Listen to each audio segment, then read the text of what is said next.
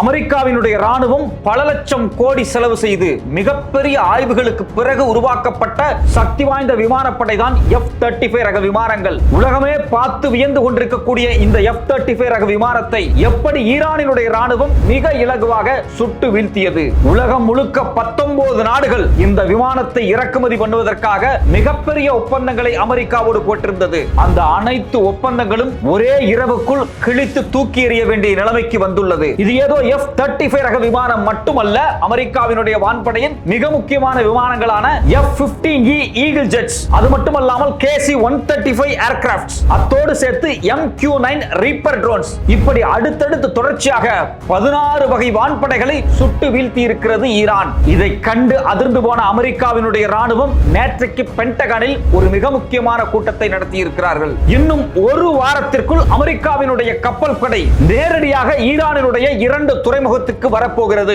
அது மட்டுமல்லாமல் 50,000க்கும் அதிகமான அமெரிக்க ராணுவ வீரர்களை நேரடியாக ஈரானினுடைய நிலப்பகுதியில் குவிக்க போகிறார்கள். அதனுடைய முதல் கட்டமாக 2200 ராணுவ வீரர்களை இன்னும் 48 மணி நேரத்திற்குள் கார்கு தீவில் இறக்குவதற்கான சில உத்தரவுகளும் கொடுக்கப்பட்டிருக்கிறது. ஏன் எதற்காக அமெரிக்காவுக்கும் ஈரானுக்கும் நடந்து கொண்டிருக்கக்கூடிய இந்த யுத்தம் கடந்த 24 மணி நேரத்தில் இவ்வளவு பெரிய மூர்க்கமான இடத்திற்கு நகர்ந்தது? இதற்கு பின்னாடி நடந்து கொண்டிருக்கக்கூடிய அரசியல் என்ன? வணக்கம், இது மெட்ராஸ் வியூ. நான் உங்கள் சத்யராஜ். அமெரிக்க வான்படையில் இருக்கக்கூடியதிலே மிக மிக மிக சக்தி வாய்ந்த போர் விமானம் அப்படின்னு சொல்லக்கூடிய F-35 ரக விமானத்தை ஈரான் சுட்டு வீழ்த்தி இருக்கிறாங்க. இது உலகம் முழுக்க ஒரு மிகப்பெரிய ஒரு அதிர்ச்சியான செய்தியாக பார்க்கப்படுகிறது.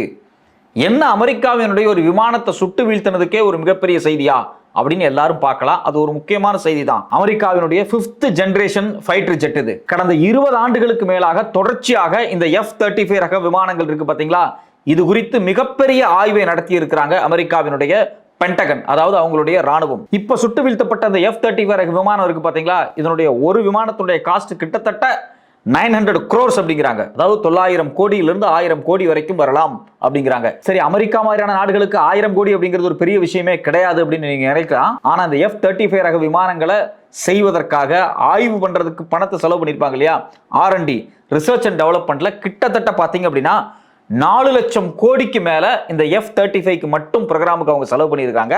அது மட்டும் இல்லாமல் கடந்த 20 ஆண்டுகளில் 180 லட்சம் கோடியை இது மாதிரியான ஃபைட்டர் ஜெட்ஸை உருவாக்குறதுக்கு, இந்த F-35 ரகம் இருக்கு பாத்தீங்களா, இது மாதிரியான ரகங்களை உருவாக்குறதுக்கு மொத்தமாக பென்டகன் செலவு பண்ணியிருக்கக்கூடிய மொத்த தொகை. ஸோ இப்போ கிட்டத்தட்ட ஒரு 200 லட்சம் கோடியை R&Dல போட்டு, அது மட்டும் இல்லாமல் இன்னும் இந்த ஃபைட்டர் ஜெட்ஸை உருவாக்கக்கூடிய ப்ரோக்ராம்ல போட்டு தயாரிக்கப்பட்ட சக்தி வாய்ந்த ரொம்ப ரொம்ப ரொம்ப அட்வான்ஸ்டான ஒரு விமானமாக இந்த F-35 பார்க்கப்பட்டிருக்கு. இது ஏன் அவ்வளவு முக்கியமான ஒரு விஷயமா அவங்க பார்க்கறாங்க அப்படின்னா, எந்த ரேடார்லயுமே இது சிக்காது. அதாவது இந்த விமானத்தினுடைய ஹீட் எமிஷன் இருக்கு பாத்தீங்களா, இந்த ஹீட் எமிஷனை பயன்படுத்தி ரேடார்கள் வந்து அப்சர்வ் பண்ணும் பாத்தீங்களா, இந்த ரேடார் அப்சர்வேஷன் எல்லாம் தாண்டி அது போய் குறிப்பிட்ட இலக்கை மிக துல்லியமா தாக்கக்கூடிய வகையில இந்த விமானத்தை அவங்க செஞ்சிருக்கிறாங்க. அதுதான் இதனுடைய பெருமை அப்படிங்கிறாங்க. இந்த F-35 ரக விமானங்களை வாங்குறதுக்கு 19 நாடுகள் அமெரிக்காவோடு ஒப்பந்தம் போட்டிருக்கிறாங்க. அதாவது இந்த F-35 நீங்க இவ்வளவு ரிசர்ச் பண்ணி நீங்க கண்டுபிடிச்சிருக்கிறீங்க, எங்களுடைய ராணுவத்துக்கு நீங்க தரணும் அப்படின்னு சொல்லி அந்த விமானங்களை வாங்குறதுக்கு பல முக்கியமான நாடுகள் ஒப்பந்தங்கள் போட்டிருக்கிறாங்க. இந்த ஒப்பந்தம் எல்லாமே இப்ப கேள்விக்குறியா மாறிடுச்சு. ஏன் அப்படின்னா, இந்த விமானத்தினுடைய ஸ்பெஷாலிட்டியே ரேடார்ல சிக்காது, இதை யாரும் அடிக்க முடியாது அப்படின்னு நினைச்சாங்க. ஆனா ஈரான் மிக சுலபமாக அடிச்சு தூக்கிட்டாங்க. ஈரானை விட சக்தி வாய்ந்த நாடுகள் நிறைய ரேடார் சிஸ்டம் வச்சிருக்கிறாங்க. அப்படி இருக்கும்போது மிக மிக மிக குறைவான ரேடார் சிஸ்டம் வச்சிருக்கக்கூடிய ஈரானால் எப்படி இது சுட்டு வீழ்த்தப்பட்டது அப்படிங்கிறதா உலகமே இன்னைக்கு அதிர்ச்சியா பார்த்துக்கிட்டு இருக்காங்க. இதுல குறிப்பாக இந்த விமானத்தை எப்படி வந்து எக்ஸாக்டா ஈரான் வந்து கண்டுபிடிச்சாங்க அப்படிங்கிறதுக்கு சில தகவல்கள் வெளியிட்டு இருக்காங்க. இந்த போர் விமானம் அப்படிங்கிறது வந்து ரேடாருடைய கண்ணில இருந்து எப்பவுமே மண்ணை தூவிட்டு பறக்கக்கூடிய அளவுக்கு சக்தி வாய்ந்தது. பட் இருந்தாலும் இதுல என்ன சொல்றாங்க அப்படின்னா, infrared search and track system அப்படின்னு ஒன்று இருக்கு அப்படிங்கிறாங்க, IRST. இந்த IRST தான் இந்த F-35 போறத பிக்கப் பண்ணி எடுத்திருக்கு அப்படிங்கிறாங்க. அதாவது ரேடார் கண்ணில் மண்ணை தூவினாலும் சில விஷயங்கள் வந்து இதுல இருக்கு, அதை பயன்படுத்தி தான் ஈரான் வந்து இதை சுட்டு வீழ்த்தி இருக்கிறாங்க அப்படிங்கிறாங்க. இது இன்னொரு முக்கியமான விஷயம் என்ன அப்படின்னா, இது மாதிரியான F-35 ரக விமானங்களை வந்து பெருசா வந்து இந்த போர்ல பயன்படுத்தல ஈரான். அவங்க சாதாரணமாக அவங்கள்ட்ட இருக்கக்கூடிய B-1 B-2 பாம்பர்ஸை தான் பயன்படுத்தினாங்க. இப்போ அதையும் தாண்டி F-35 ரக விமானத்தை அவர்கள் இந்த யுத்தத்தில் பயன்படுத்துவதற்கு மிக மிக மிக ஒரு தேவை ஏற்பட்டிருக்கு. ஏன்னா ஈரானினுடைய வான்படையா இருக்கட்டும், ஈரானினுடைய மிசைல் சிஸ்டமா இருக்கட்டும், மிக மிக தீவிரமா இருக்கிறாங்க. அவங்களுடைய அந்த மிசைல் ஸ்பாட்ஸை பார்த்து பார்த்து மிக வேகமாக போய் குண்டு போடணும் அப்படின்னா அதுக்கு வந்து F-35 தேவை. அப்படிங்கிறதுனால தான் இதை வந்து அமெரிக்கா பயன்படுத்துறாங்க. இது ஏதோ சாதாரண ஒரு விமானம் நேரடியாக போய் ஒரு குண்டு போடுறதுக்கு மட்டும் பயன்படுத்தக்கூடிய விமானம் அல்ல. இது ஒட்டுமொத்தமா என்ன சொல்றாங்க அப்படின்னா நெட்வொர்க் சென்ட்ரிக் வார்ஃபேருக்கு பயன்படுத்தக்கூடிய விஷயம் அப்படிங்கிறாங்க. நேவியா இருந்தாலும் சரி, இல்ல சக ஏர்ஃபோர்ஸா இருந்தாலும் சரி, இது மட்டும் இல்லாம லேண்ட்ல இருக்கக்கூடிய கிரவுண்ட் ஃபோர்ஸா இருந்தாலும் சரி, எல்லாத்தையுமே இன்டர் கனெக்டிவிட்டி பண்ற அளவுக்கு ஒரு மிக முக்கியமான டேட்டா ஷேரிங் சிஸ்டம் இந்த விமானத்துல இருக்கு. ஸோ அப்ப இவ்வளவு முக்கியமான ஒரு விமானம் அது, அதாவது ஒரு கலெக்டிவாக வார்ஃபேர் பண்ணக்கூடிய அளவுக்கு சக்தி வாய்ந்த ஒரு இன்டர் கனெக்டடான ஒரு விமானத்தை தான் ஈரான் சுட்டு வீழ்த்தி இருக்காங்க. இதுல பாத்தீங்க அப்படின்னா 2 மிசைல் இருக்கு இந்த விமானத்துல. அது மட்டும் இல்லாம கிட்டத்தட்ட ஒரு 1000 கிலோவுக்கு பாம்பும் அதுல வைக்க முடியும். இது ஒரு மணி நேரத்துக்கு 1930 கிலோமீட்டர் வேகத்துல போகக்கூடிய ஒரு முக்கியமான ஜெட். ஸோ எவ்வளவு சிறப்பு அம்சங்களை தொடர்ச்சியாக அமெரிக்கா வெளியிட்டு கொண்டே இருந்தாலும் ஈரான் சுட்டு வீழ்த்தினது இதுக்கு ஒரு மிகப்பெரிய பின்னடைவு. குறிப்பாக ஈரானுக்கும் அமெரிக்காவுக்கும் இந்த யுத்தம் துவங்கப்பட்டதுக்கு பிறகு அமெரிக்காவினுடைய வான்படைக்கு ஒரு மிகப்பெரிய பின்னடைவு தொடர்ச்சியாக ஏற்பட்டு கொண்டே இருக்கிறது. இதுல குறிப்பா பாத்தீங்க அப்படின்னா அமெரிக்காவினுடைய MQ-9 ரீப்பர் ட்ரோன்ஸ் கிட்டத்தட்ட 12 ட்ரோன்ஸை வந்து இது வரைக்கும் ஈரான் அடிச்சு நொறுக்கி இருக்கிறாங்க. ரொம்ப ரொம்ப ரொம்ப காஸ்ட்லியான ட்ரோன், ரொம்ப ரொம்ப துல்லியமா இடங்களை எங்கெங்க என்னென்ன இருக்கு அப்படின்னு மைக்ரோ லெவல்ல புகைப்படங்களை எடுத்து சென்ட் பண்ணக்கூடிய ட்ரோன்ஸ். அது மட்டும் இல்லாம அந்த மைக்ரோ லெவல் இடங்கள்ல போய் தாக்குதலையும் நடத்தக்கூடிய அளவுக்கு மிசைல் சிஸ்டத்தை பொறுத்தலாம் இந்த ட்ரோன்ஸ்ல. அந்த ட்ரோனையே அடிச்சு தூக்கி எறிஞ்சிருக்காங்க. அது மட்டும் இல்லாம KC-135 அப்படிங்கக்கூடிய ரீஃபியூவலிங் ஏர்கிராப்ட்ஸ் வந்து சவுதியில இருந்துச்சு. அந்த சவுதியில இருந்த ஏர்கிராப்ட்ஸ் 5 ஏர்கிராப்டை ஈரானினுடைய மிசைல் தாக்கி அழிச்சிருக்காங்க. இதுவும் அமெரிக்காவுக்கு ஒரு மிக மோசமான பின்னடைவு. இது மட்டும் இல்லாம மார்ச் 1ஆம் தேதி அமெரிக்காவினுடைய F-15E ஸ்ட்ரைக் ஈகிள் ஜெட்ஸ் 3 ஜெட்டை வந்து குவைத் அரசு, அதாவது குவைத்தினுடைய ராணுவமே சுட்டு வீழ்த்தி இருக்கிறாங்க. தெரியாதனமா சுட்டு வீழ்த்திட்டாங்க. இது வந்து ஈரானினுடைய ஜெட்ஸ் அப்படின்னு நினைச்சு அமெரிக்காவினுடைய ஜெட்டை அவங்க சுட்டு வீழ்த்தினாங்க.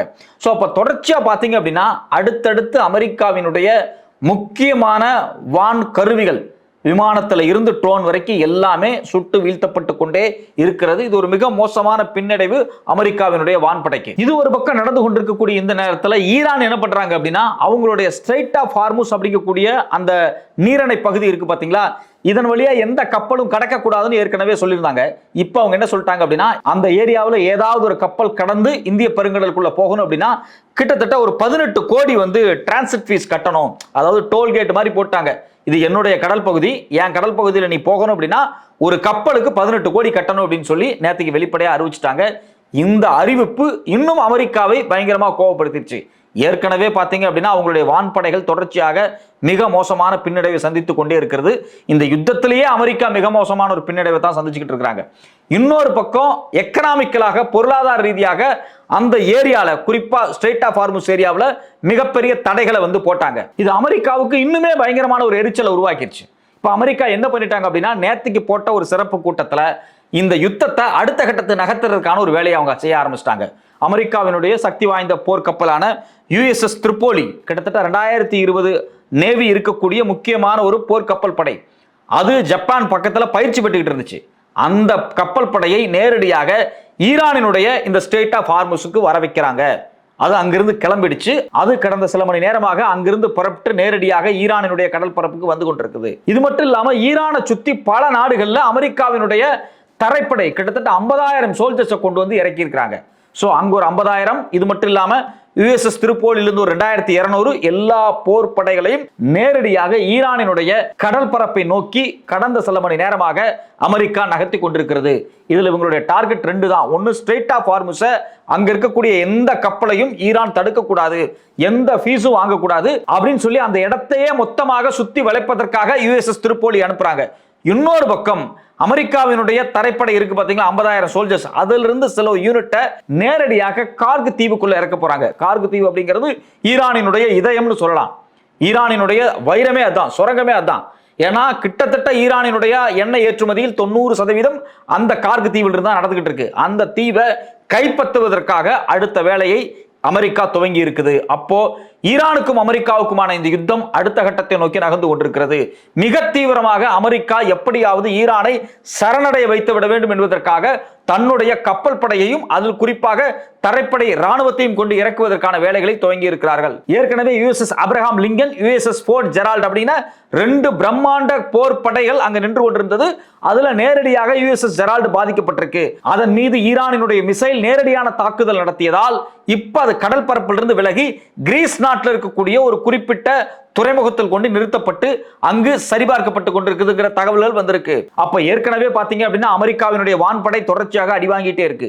இன்னொரு பக்கம் அமெரிக்காவினுடைய பிரம்மாண்ட கப்பல், அதான் நம்பர் 1 கப்பல்னு சொல்லுவாங்க USS ஜெரால்ட். அந்த கப்பலை சும்மா நிறுத்தி வச்சிருந்தாலே ஒரு நாளைக்கு 8 கோடி ரூபாய் செலவாகுது அப்படிங்கிறாங்க. 6 லிருந்து 8 கோடி ரூபாய் வரைக்கும் ஒரு நாளைக்கு பராமரிப்பு செலவாகக்கூடிய அவ்வளவு பிரம்மாண்ட கப்பலை ஈரான் தாக்கி இருக்கிறார்கள். அது குறித்து ஒரு வீடியோ ஃபுட்டேஜ் கூட வெளியே வரல.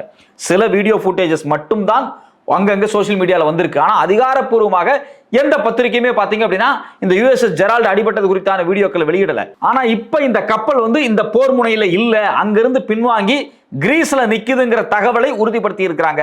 அப்ப அமெரிக்காவினுடைய வான்படையை தொடர்ந்து அமெரிக்காவினுடைய கப்பல் படையும் மிக மோசமான சேதாரத்தை சந்தித்திருக்கிறது.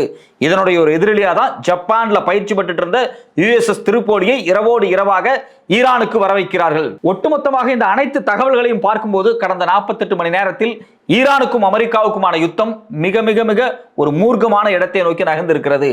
ஏற்கனவே பாத்தீங்க அப்படின்னா நேத்தைக்கு ஈரானினுடைய மிக முக்கியமான நேச்சுரல் கேஸ் தளமான சவுத் பார்ஸை இஸ்ரேல் அடிச்சாங்க. அதற்கு பழிவாங்கும் விதமாக நேரடியாக ஈரான் என்ன பண்ணாங்க, கத்தார்ல இருக்கக்கூடிய ரஸ்லஃபான் கூடிய மிகப்பெரிய கேஸ் ஃபீல்ட் அடிச்சாங்க. ஈரான் இப்படி இவ்வளவு பெரிய கேஸ் ஃபீல்ட் அடிக்குன்னு ஒரு நாள் அமெரிக்கா எதிர்பார்க்கவே இல்லை. அந்த கேஸ் ஃபீல்ட் அடிச்ச உடனேயே அமெரிக்கா பதபதைத்து போயிருச்சு. அதுக்கு பிறகுதான் இந்த யுத்தமே ஒரு டேர்னிங் பாயிண்ட்டுக்கு வருது. ஏன் அந்த கேஸ் ஃபீல்ட் அடிச்ச உடனேயே இவ்வளவு பெரிய டேர்னிங் பாயிண்ட்டுக்கு வருது அப்படின்னா, கத்தார்ல அந்த மிகப்பெரிய கேஸ் ஃபீல்ட்ல இருந்து LNG எடுத்து நாடுகளுக்கு ஏற்றுமதி பண்ணக்கூடியது யாருன்னு பாத்தீங்க அப்படின்னா அமெரிக்காவினுடைய 5 முக்கியமான பெரிய நிறுவனங்கள், அதாவது பெட்ரோல் நிறுவனங்கள். அதுல யாரெல்லாம் இருக்காங்கன்னு பாத்தீங்கன்னா எக்ஸான் மொபில், செவ்ரான், அது மட்டும் இல்லாம கான்கோ பிலிப்ஸ், SLB, பேக்கர் ஹூக்ஸ், இந்த 5 நிறுவனங்களும் அங்க இருக்கக்கூடிய கேஸ், எங்க கத்தார் இருக்கக்கூடிய ரஸ்லஃபான் இருக்கக்கூடிய கேஸை எடுக்கிறதுல முன்னணி நிறுவனங்கள். இந்த நிறுவனங்களுடைய பங்குகள் கிட்டத்தட்ட 7% ஒரே இரவில் சரிந்து விட்டது. சோ அப்ப ஈரான் ஒரு முடிவு எடுத்துட்டாங்க. என்ன அப்படின்னா, எங்கெங்கெல்லாம் அமெரிக்காவினுடைய முதலீடுகள் இருக்கோ அங்கெல்லாம் குறிபார்த்து அடிக்கணும் அப்படிங்கிற இடத்துக்கு நகர்ந்துட்டாங்க. முதல்ல பாத்தீங்கன்னா அமெரிக்காவினுடைய ராணுவ தளங்களை அடித்து நொறுக்கினார்கள். அடுத்தது இஸ்ரேலை அடித்து நொறுக்கிறார்கள். மூன்றாவது, எங்கெங்கெல்லாம் அமெரிக்காவினுடைய நிறுவனங்கள் அரபு நாடுகளுக்குள் பெட்ரோலியம் கேஸையும் எடுத்துக் கொண்டிருக்குதோ அந்த பகுதியெல்லாம் அடித்து நொறுக்க வேண்டும் என்ற முடிவுக்கு வந்து விட்டார்கள். இதனால் தான் இந்த யுத்தம் அடுத்த கட்டத்தை நோக்கி நகர்ந்திருக்கிறது. இதனுடைய ஒரு தொடர்ச்சியாகத்தான் ஈரான் அமெரிக்காவினுடைய வான்படைகள் எதெல்லாம் ஈரானை நோக்கி வருகிறதோ அதையெல்லாம் துல்லியமாக சுட்டு வீழ்த்தி கொண்டிருக்கிறார்கள். இதை ஒட்டுமொத்தமாக பார்க்கும்போது ஈரானுக்கும் அமெரிக்காவுக்குமான யுத்தம் அடுத்த ஒரு வாரத்தில் வேறு ஒரு இடத்தை நோக்கி நகர்ந்துவிடும். இது ஒட்டுமொத்தமாக உலகத்தில் இருக்கக்கூடிய அனைத்து மக்களையும் நேரடியாக பாதிக்க போகிறது.